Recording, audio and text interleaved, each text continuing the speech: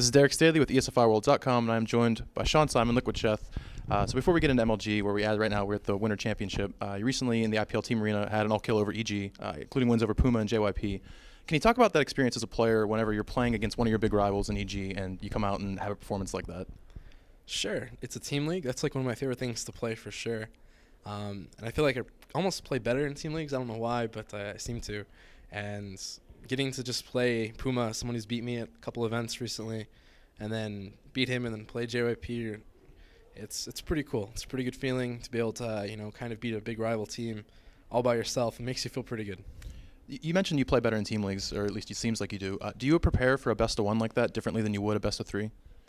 No, not really. I mean, I prepare the same thing for best-of-3. I just really like to have time to prepare. And when you kind of don't, it's a little bit more difficult, I guess. So into MLG now, before the Winter Championship, you obviously played in the Winter Arena. Can you talk about your experience at that event, what it was like? Sure. Winter Arena was very nice. We got there. We got to go up a really, really high building and look out at the New York lights. It was really pretty. Very nice area.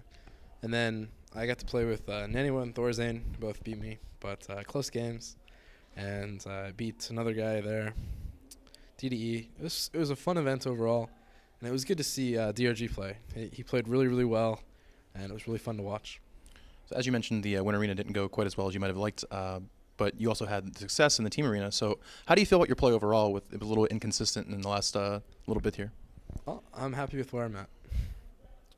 Is there any matchup that you feel better about than the other ones, or any that you're more comfortable with?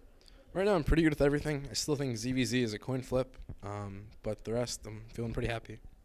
Okay. Before the Winter Championship, you also attended the Red Bull LAN. Mm-hmm. Can you explain how that format and the sort of targeted practice you guys did with other top players, obviously, helped with your weaknesses that you might have had, or being able to target specific areas that you wanted to improve on? Well, the Red Bull LAN was nice because, just like you said, you get to target your weaknesses. So when you work with some of the top pros on those weaknesses together, it helps. Are you able to take any of that information, or at least that the practice routines and the techniques you learned from Red Bull LAN, and apply them to your normal practice? Red Bull LAN was really, really specific in that you're kind of forcing someone to really help you, and then you'll return the favor. It's not really something you can do without, being there in person, I feel. Especially because in person you can talk to someone a lot easier and explain and sit there and watch the replay together. It's pretty easy and pretty nice setup. It's really hard to do outside of that with people, so probably won't repeat it, but maybe I'll go to another Red Bull LAN, and that would be pretty cool. So into MLG now, you started in Winners Round 5 from obviously your seeding from the arena.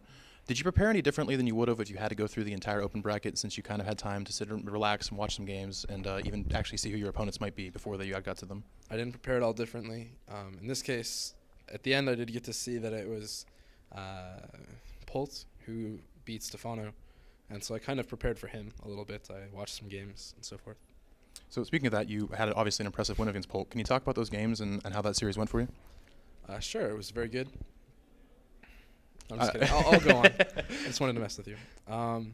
First game, I prepared kind of a build that I stole from Empire Violet, really good player. Just had some Lings and Banelings on the side and busted his front whenever he moved out, and that worked really well. And there was a pretty standard game. And then the second game kind of went for more of a macro game, and just played really well. Was really happy with my play style, and I got a really good drop when he wasn't quite expecting it. So yeah.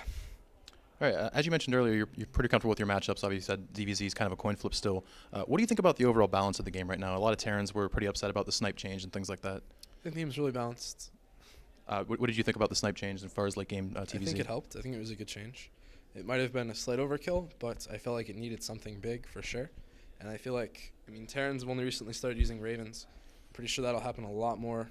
And I think people will be like, well, why didn't we do this earlier? So I don't think it's a bad change, for instance. So obviously you had your big win against Polta here, and Idra has been struggling lately, which has led a lot of people to say that you are the best Zerg in the United States, if not the best player. How do you feel about that statement, and do you agree with it? It's a really interesting statement. Idra's done better than me overall, and it's hard to say that someone's better than another player, especially when you haven't really played together too much. And Idra being in Korea, it's much harder competition than I've had to play with for sure. I think it comes down to who you as a person really like to watch the most. And maybe Idra's better, maybe I'm better. I think we're both at that level that it's really, really hard to tell the difference. And it's really nice to be there. So when you were in FXO, you obviously visited Korea as well. You were living in the GOM house, which, if I remember right, you didn't really like the living situation there. As part of the reason you left. Do you ever see yourself going back, either in a team house situation or otherwise? I would definitely really like to go back to Korea. I loved pretty much everything about Korea. The living situations, like you said, were a bit tough, but having like 13 people in a house the size of this room, which you can't see, but imagine it's a small room, is kind of tough. So, but I do really want to go back, and if I go back, I would definitely love to stay in the OGS Teal house. Anything like that would be really nice.